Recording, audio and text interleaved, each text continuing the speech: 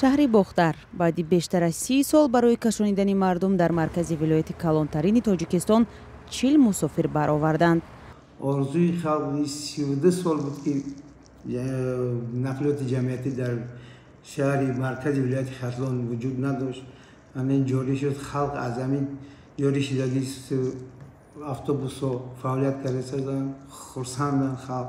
ҳаракати автобусҳо бо 9 миллиону 200 ҳазор доллари бонки Аврупои таҷдид ва рушд имконпазир шуд.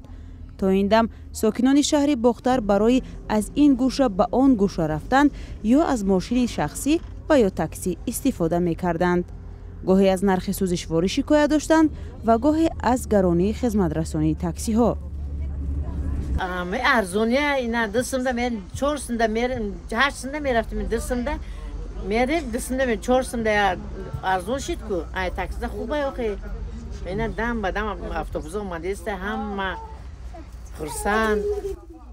این مسافربر مردم را به بازار فراوان و بیمارستانی به نام بوری واحد فی مرکز ولایتی ختلان میبرد.